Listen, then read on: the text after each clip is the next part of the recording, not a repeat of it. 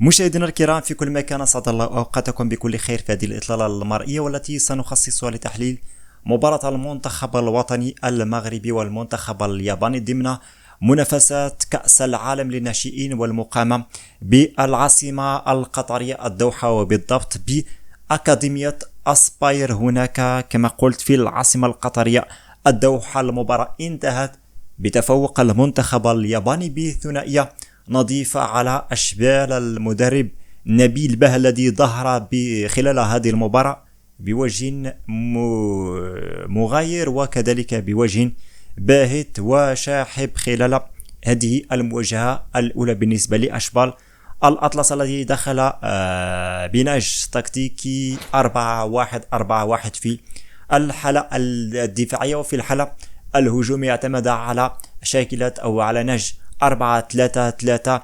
لكن على المستوى الهجومي المنتخب الوطني المغربي كان خارج نطاق الخدمة وظهر بوجه شاحب، وكأن نبيل باه دخل هذه المباراة بدافع الدفاع فقط وليس يعني التوازن بين الحالة الدفاعية والحالة الهجومية. المنتخب الياباني كان أكثر مرونة تكتيكية حيث دافع بخطة 5-2-3 وهاجم بخطة 3-2-5 بزيادة عددية. الأظهرة تتحول إلى أجنحة خلال الحالة الهجومية، وعملية البناء تتم بثلاثي خط الدفاع وأمامهم ثنائي خط الارتكاز الذي كان لهم الدور الكبير في إعطاء التوازن في الحالة الهجومية وكذلك في الحالة الدفاعية للمنتخب الياباني. المنتخب الياباني كما قلت كانت له الأفضلية منذ بداية اللقاء حيث تحرك بشكل سريع، ومما أتاح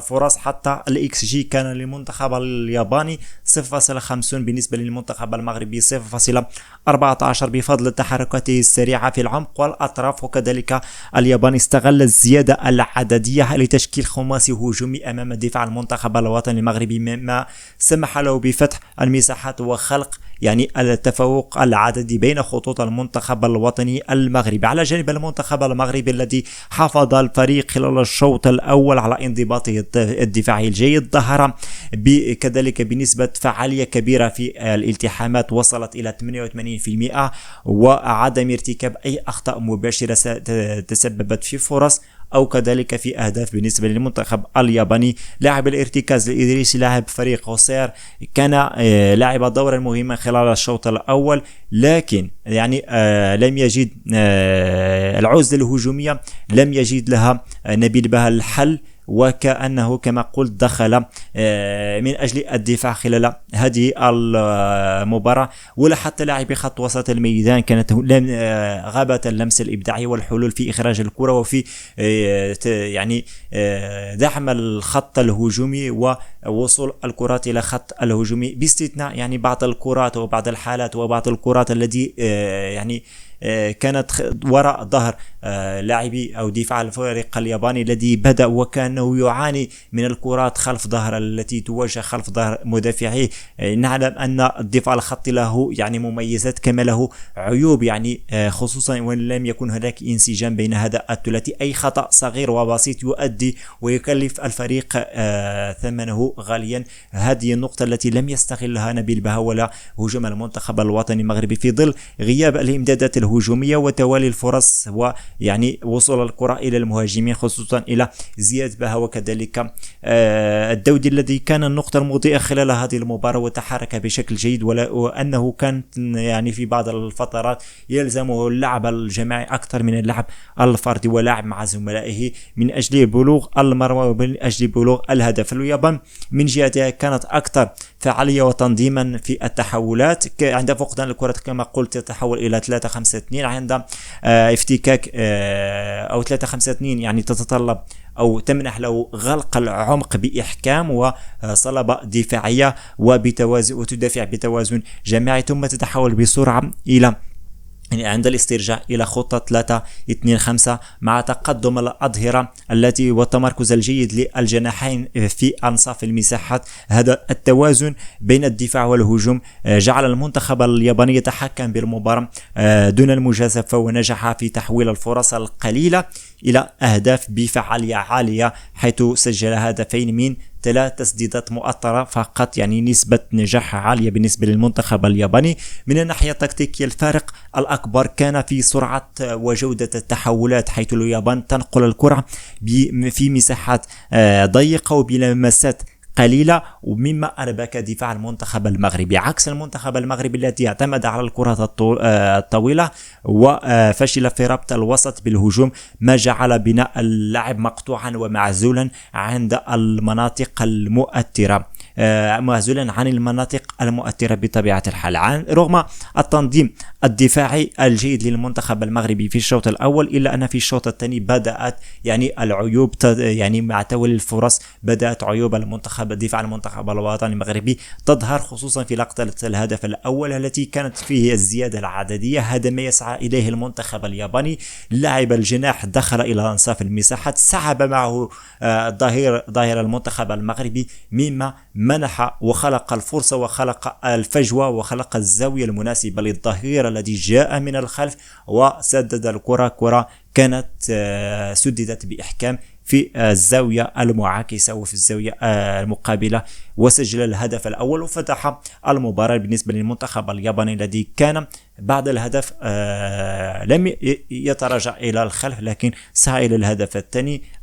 مساعي المنتخب الوطني المغربي لم يعني تؤتي أكلها، يعني وفي آخر الثواني كان هناك خطأ من ايد الشيخ الذي استغله مهاجم المنتخب الياباني يوشيدا في تسجيل الهدف الثاني، ويعني حسم المباراة بشكل كل. المنتخب المغربي حتى التغييرات لم تؤتي بأكلها ولم تمنح الإضافة المرجوة بالنسبة للمنتخب المغربي. هذا إن دل على شيء فإنما يدل على أن الشكل الذي رسمه نبيل بهاك كان خاطئا منذ البداية. المنتخب المغربي صحيح أنه دفع بشكل جيد في خلال الشوط الأول، لكن في المقابل في الشق الهجومي كانت المحاولات محتشمة، يعني ظلنا ننتظر كرة طولية خلف ظهر المدافعين أو كرة طائشة لتسديد خارج المنطقة، لكن يعني كشكل لم يكن هناك شكل هجومي بالنسبة للمنتخب المغربي الذي يملك طاقات. يعني صحيح هناك غيابات بن مختار والوهابي، لكن هناك وزان الذي لم يظهر بالشكل المطلوب بالشكل المعتاد من وزان. هناك الحداني كذلك، اسماعيل العود لاعب فالنسيا، داودي الذي كان نقطة ضوء مضيئة في هجوم المنتخب الوطني المغربي الوحيد. كذلك هناك يعني أظهرة جيدة كزكري وكذلك بالحسن. لم يستغل المنتخب المغربي الإمكانيات المتوفرة، وعلى ظهر المنتخب المغربي وكأنه يلعب ضد طبيعته، ضد الطبيعة التي يفضلها اللاعب المغربي الذي يفضل اللعب بالكرة وكذلك الهجوم. ولو أن المنتخبات المغربية نجحت في بروفايل الدفاع وكذلك التزوج بين الدفاع والهجوم، إلا أن اليوم كان هناك دفاع فقط، وهذا ما أثر سلبا على نتيجة المباراة وكذلك على أداء باقي العناصر الوطنية التي اعتدنا منها التألق، والتي كانت بالأمس القريب بطلا لإفريقيا. عموما هذه ربما أتمناها صادقا أن تكون سحبت صيف عابرة على العناصر الوطنية، وتطوي ملف أو صفحة هذه المباراة لتفكر في مباراة كاليدونيا وكذلك في مباراة البرتغال من أجل حسم التأهل إلى الدور المقبل. لا شيء حسم خلال هذه يعني المجموعة، خصوصا وأن ربما 3 فرق ستتأهل من خلال هذه المجموعة، ويعني الأمور لم تحسم بعد في مسألة التأهل. هذا ما لدينا خلال هذه الفقرة التي خصصناها لهذه المباراة. نتمنى التوفيق لأشبال نبيل بها الذي نتمنى منه أن يتدارك الموقف ويراجع أوراقه قبل فوات الأوان. دمتم في رعاية الله وحفظه، وإلى اللقاء.